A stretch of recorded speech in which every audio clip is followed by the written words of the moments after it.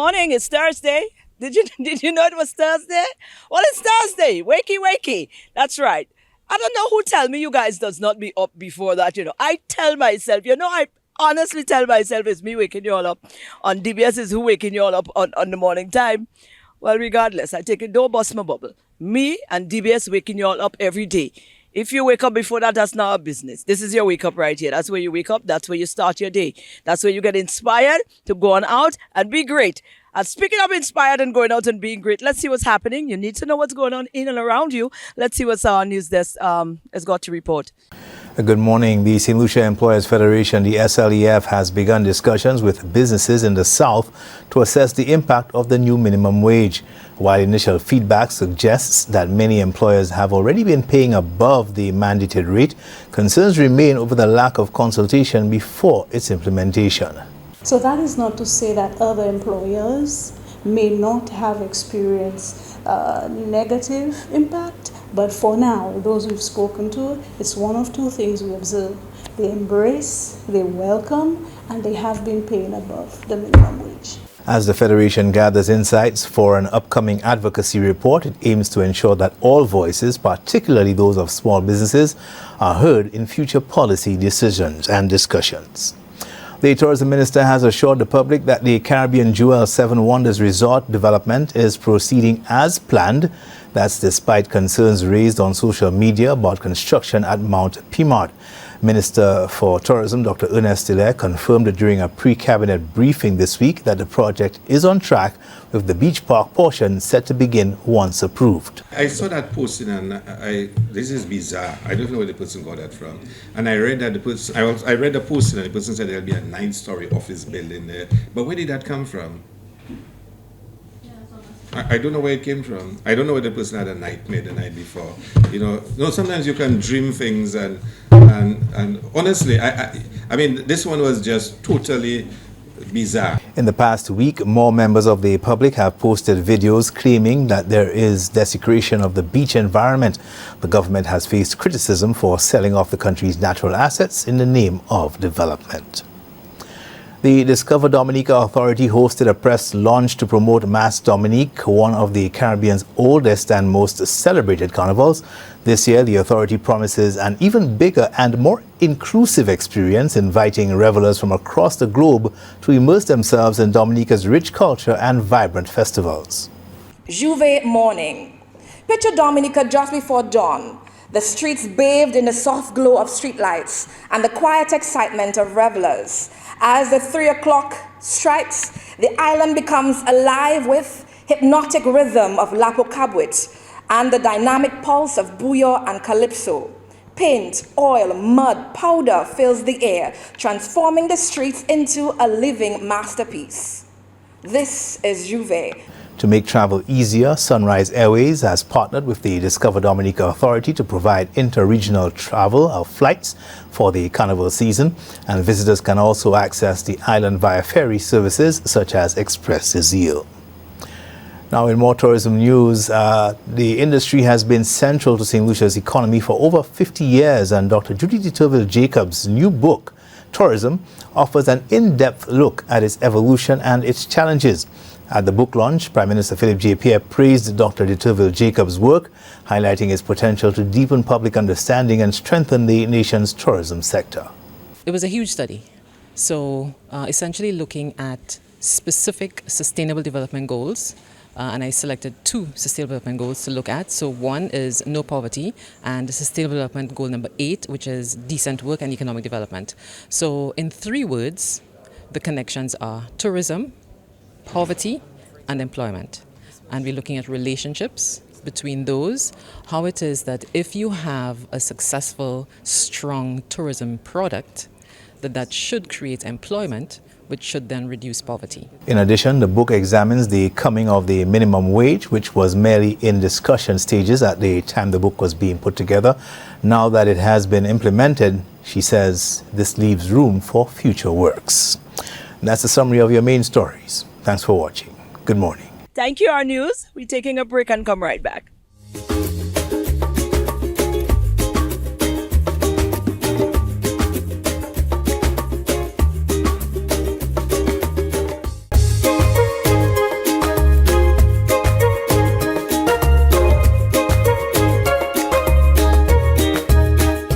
last night, me and my team member took the time off. We take a little extra time off outside of our workspace to sit in on a conversation that we believe is vital, especially in this time. It's a conversation that includes the alternative sports, the motoring part of it.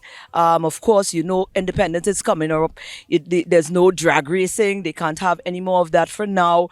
So some arrangements, different arrangements have to be made. So the guys profited the opportunity, both from the ministry, from the alternative sports and the association, and they've invited some of the members from the clubs, and they had a wonderful discussion last night. I think it's a start to great things moving forward, communication and comprehension and finding level ground is a good thing. So it was wonderful to sit in on that conversation last night. We caught up with the president of the association, who is Terrell Compton, and we also had a talk with one of the members of one of the clubs. So we really had to take it from the two tiers. So our next two features is definitely going to be capturing that. As we get closer and closer to the independence celebration, a lot of the motorsports activity happens around that time of year for a lot of the persons into that as well. We're here with Terrell Compton, who is the chairman of the St. Lucia Motorsports Association. And I mean, we're here at one of the finance center because a meeting is held here today, Terrence, to sort of, create dialogue between the association, between the ministry and the clubs as well. All in an effort, because since the alternative sports has been introduced, a lot of structuring have to happen, a lot of things have to happen. And of course, like anybody will definitely admit, when you want to start something new, sometimes you get into that space where when persons is used to doing things one way, and you come and you try to put structure, you might find a little bumps here and there. So I think it's commendable on the part to open up that discussion and have that dialogue with everybody, all the stakeholders as well. So talk to us about the initiating of that and why it was necessary and what you hope to come out of this evening. Okay, well, thank you so much, first and foremost, for your interest in this. It says a lot. The motorsports activities in St. Lucia have grown. We have been the pioneers, I would like to say. So right now we see what's happening in St. Vincent. We see what's happening in Grenada, Antigua, and it's growing all over. So we are now we have harnessed it, but now we are molding it, I would like to say. The club structure is very important in the overall running of motorsports. The idea is that the clubs put on the activities and is supported through the ministry, through the association, which is the build to it all. The reason we're coming together is that with dialogue with the ministry, we have noticed that the club structure has somewhat dwindled, and that was the main basis of what started it all. To build that structure takes everyone, us men, how we can be. It's a male-dominated sport mainly, but we need to thrash it out. So today's meeting with the ministry, with the members, individuals, car enthusiasts, motorcycle enthusiasts, is to give them an avenue in which they can express themselves and say what is not happening in the way they would like to see it. That then, of course, puts everybody back to the drawing board to reshuffle and come with a clean slate, which of course involves everyone and the buy-in from everyone. The meeting is also there to touch on independence and what's happening, and to see how we can also make better our independence activities.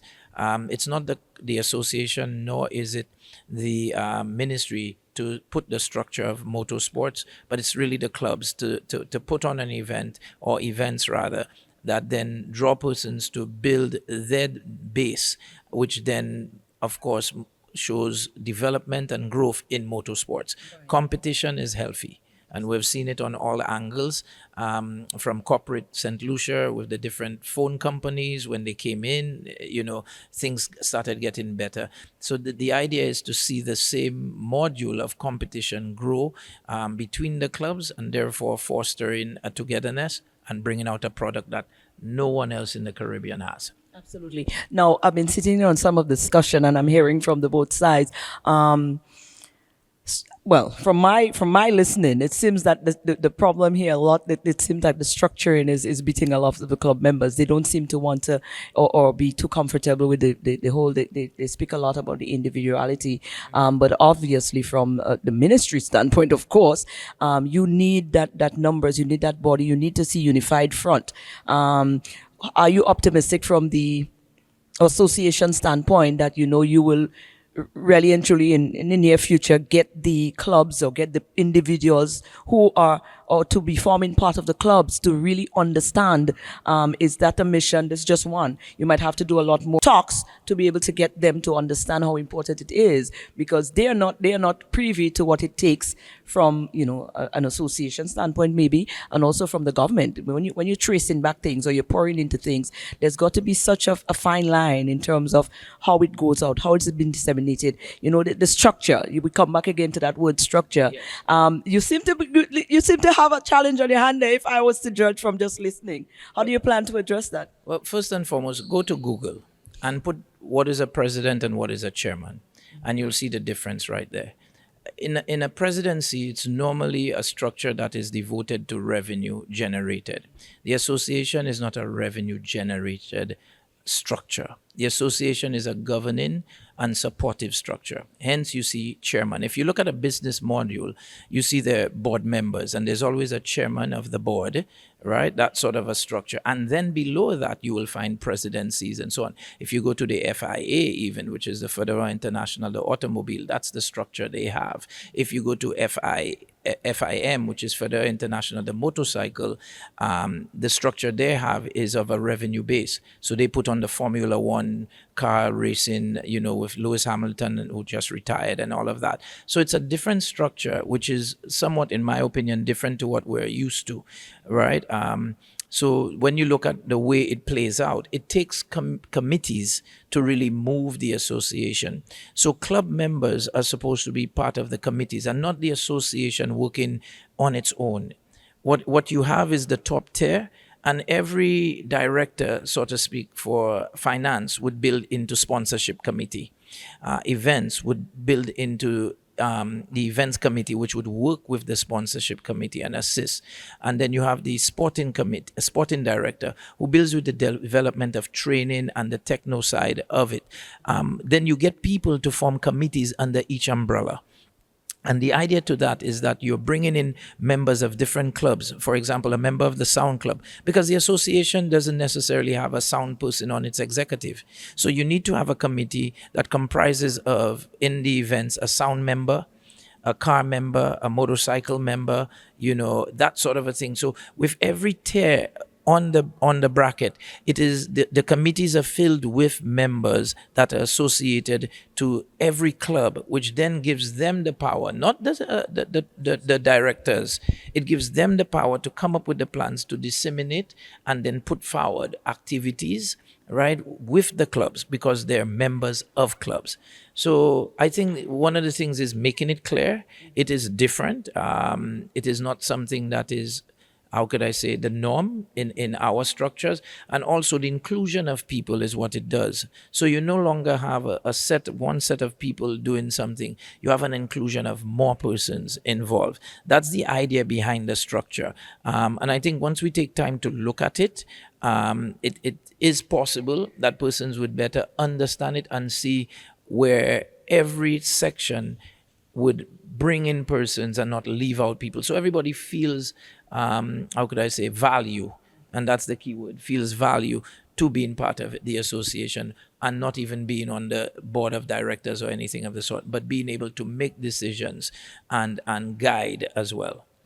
Yes. Well, Terence, we definitely going to keep on the ball with this, keep following up, because we want to see this happen. We want to make sure that this, gets to realizing what we know it can realize. So we definitely will be coming back to you, but kudos on the first initiative to into that direction. It's positive. Well, thank you so much, and thank you for you being here. It says a lot for your media house and what you're doing in pushing motorsports forward. Wonderful. Yeah, Thank man. you, Terence. Thank you. All right.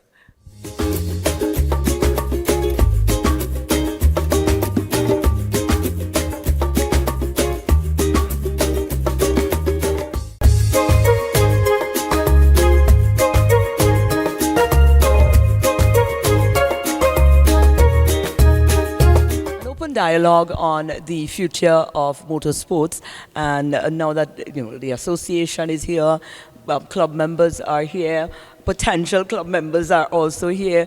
The ministry is also represented here as well. We here with Desmond. Desmond is from one of the clubs, AAMA, right? What does AAMA mean? Association of Assorted Motorsports Advancement. I know it's a bit of a mouthful, but It is a mouthful, but what does it mean? It's car club. What do you do? yeah, automotive club. We're a general club, but we're more closely oriented to cars specifically. But we have motorcycles in the club, like members that are motorcyclists and so on. I myself ride motorcycles. How long the club has been around? This year will be 15 years. We started in 2010. Wow. Well, you're the man we have to talk to then. What is your take? What is your thought? How do you feel about the formalization of alternative sports, where don't just get to do that for fun, but can be part of something where you can utilize more, go travel, do it at that level professionally. I think most people, when they realize their life dreams, is when their hobbies can become their profession. Because at the end of the day, is what you're doing is it tugs at your heartstrings. So what I find is that the formalization of motorsports is enabling a lot of people to realize their life dreams. And also, I think we have to look at it as the past, present, and future. The people that came before us, they laid down the foundation for us who are here currently, and we are now going to lay down the foundation for the future, which are the youth. I think we live in a world where there are a multitude of negative influences on the youth, and it is good to have some positive recreation coming from the way of the people that they look up to. I'm hoping that I may be one of those people and that I can, influence the youth positively to not only aspire to something greater than themselves, but to also represent their country one day, and to, as it goes, motivate other youth to do better. Why did you show up today for that open dialogue? I mean, what's your thought on the ministry and also the association opening up dialogue so that persons can be able to converse? Because obviously you're part of it, they're part of it. Things that are going to be happening moving forward is going to affect everybody. So you're here, present. Why did you decide, okay, I need to be here? For some people, the dialogue is very important. For me, it's another day at the office because we have been in talks with the ministry for many years now. Okay. So this is just one of the many dialogues that we have had. With the association, there will always be certain growing pains, and I think one of the key issues identified was that a number of clubs do not necessarily feel represented by the association, either through the constitution or through lack of dissemination of information. So that is one of the main things that we've been touching on at the meeting, and that we're hoping can be rectified sooner than later. And I guess moving forward to the future, because I think we're at a point where, that's just the temperature that I'm getting from a number of the clubs, that we're trying to push for more of a Caribbean type initiative. So when we're not just looking at St. Lucia, but we're looking at the borders beyond the island, integrating the Caribbean under a single motorsports umbrella, where we can have more inclusivity, and we can also be able to open up the borders to travel in between islands, have inter-island competition, and maybe then even extend it to international regions and so on to make it big. Because the thing is that in St. Lucia, we have a recreation-based economy, tourism, okay? Motorsport, keyword sport, is recreation. And then we can then convert that into sports tourism. So you see where it links up? So it starts off with having the structure in place, and I think that's what this meeting is about, establishing the proper structure so that we can move forward, because the association has been around for approximately, I think, 2 to 3 years, and the support has dwindled over time, which is indicative of the general feeling and sentiment towards them. But the reason why we're here is not to boycott the association, but to see what are the key issues to be identified and how we can work towards actually moving forward. Are you hopeful that this is going to happen? You have to be hopeful. What's the point in living life and being hopeless? you have to be hopeful. I think that if you want to move forward, you have to look forward. You can't look to your left or look to your right or look behind you. You have to, you do not overlook the past. You acknowledge the past to determine what mistakes were made, but then you look towards the future with positivity. But in terms of the vision of the association, do you understand what the vision is? Do you support the vision? I look at it from a different perspective. The association is supposed to support the collective vision of the clubs. They are a facilitator body. Okay, so we are the ones putting on events, not the association. We predate the association, and God forbid if the association were to crumble, we would exceed the association. So at the end of the day, the association was formed to facilitate us, our events, and to add some formalized structure to it. So that's what I'm hoping that can be derived from the meeting. But with a mindset like that, I mean, do you think that it's sort of like hinders because you probably figure, oh, we don't really need them people. It's a double-edged sword, because at the end of the day, for instance, global bodies like the president had mentioned, the FIA, Federal International Automobile, I think that's it. It's a bit of a tongue twister for me. They only recognize associations. So if we are to establish ourselves at a certain level, we need that type of formalized structure. What we now, the clubs and the various organizations, key players, have to ensure is that the association does not act as a hindrance to us, but more as a facilitator. So I think that if the association is to succeed or fail, it's on us, actually. Yeah.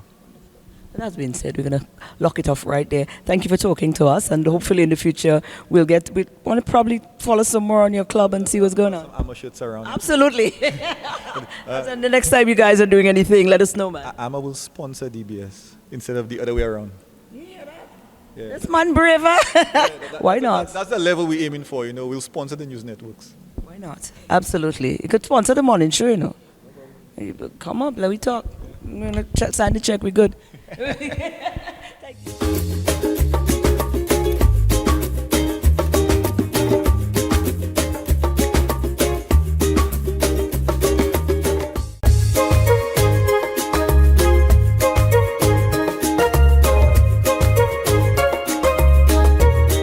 Well, the excitement is definitely on. And guess what? We captured a little bit of the ceremony to kick off the Independence Baton Relay. The minister spoke to us, and then, of course, we got to see the baton unveiled. So there you go. Mr. Richard? The morning show always takes a lighter approach to things. So I'm here with Minister Richard.